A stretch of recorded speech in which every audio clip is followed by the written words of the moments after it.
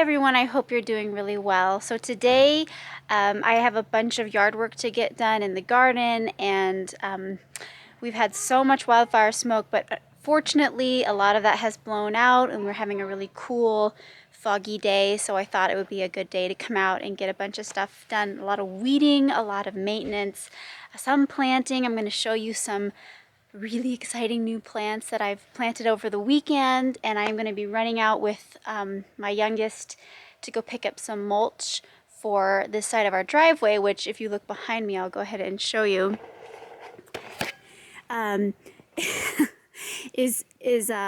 We just had some wind last night, so it blew it over, but this is the little border by my driveway, and I just actually set this out yesterday and tried to use this wheelbarrow to pin it down, and that didn't work very well.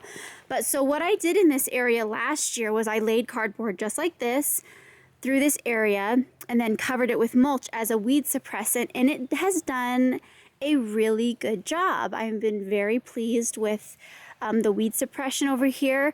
We are surrounded by nature. If you look around us, there is so much weed pressure and competition for our soil and our plants. So having a weed barrier that I can still plant into is really vital. And if you look over here, this is an area I'm going to be tackling today. All of these weeds in the back, I mean, we've got mullein and thistle and all sorts of grasses and stuff. You can see where the cardboard and mulch stops, and look how our weeds just take over. I mean, this just happened over a matter of a few weeks. Here again, here's a gap in between two sections of cardboard I had and mulch, and just how the weeds have shot through.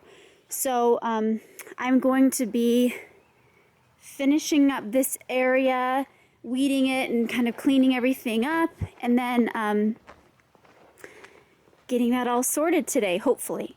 Okay, so we're back from the store, and I went to Walmart to find some mulch, and they were sold out. That's pretty much the only thing I buy at Walmart is mulch in the summer, and they were sold out. I waited a little bit too long, but I went to Home Depot and grabbed 6 bags of the 2 cubic foot, just their brand black mulch. It's not going to be enough to get done what I wanted to get done, but I think what I'm going to end up doing is have a big shipment of mulch brought in for the whole yard, and that will just be a better way to do it. I don't know. I'm going to think about it.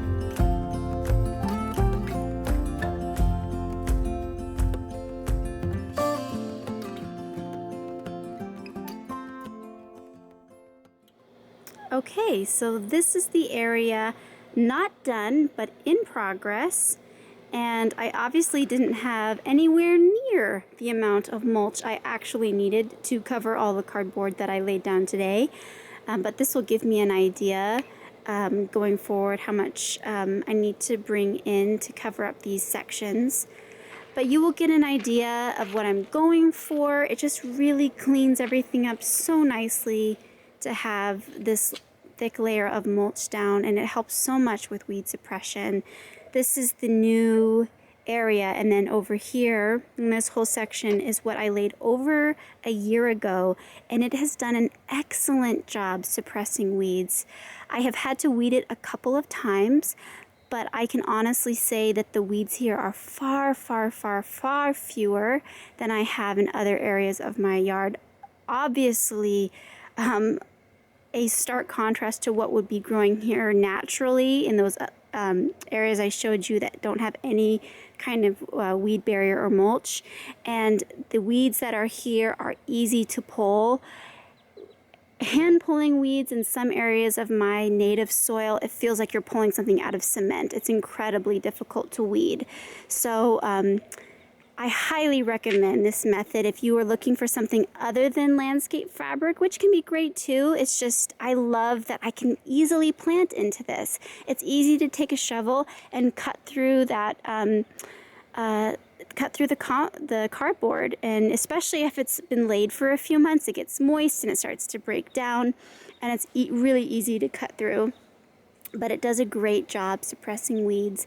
And if I do bring in a big truckload, I am going to refresh this whole area with all new mulch and make it look nice and fresh and clean, and that will make me so happy. This area of along my driveway, I kind of refer to it as my shrubbery, or at least what I envision someday to be a shrubbery. I have loads of different varieties of viburnums and lilacs and hydrangeas and ninebark and roses, and we'll have more grasses, and I do have plans for some ornamental trees over here in the very backs as well. And then I have a black lace elderberry over there in the corner, a spice baby viburnum in front of that, and Gara and lavender, and some things need to be respaced and repositioned this fall or next spring,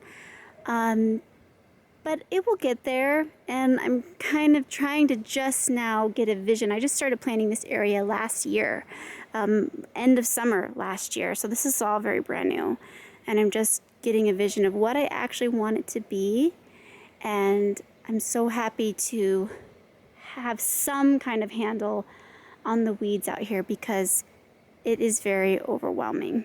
Just planted these Veronica Charlotte the other day, and they're this beautiful Veronica with variegated leaves. I picked these up at the rosarium and I just love them. I had to put them a place a little bit protected because they do seem to snap pretty easily from the base, but so pretty. And then I planted 9 paradise blue phlox through this middle section here to act like a river of blue phlox that will grow up behind the roses, and that will take a while to grow to its mature height, but that's the vision, is to have this river of paradise blue phlox.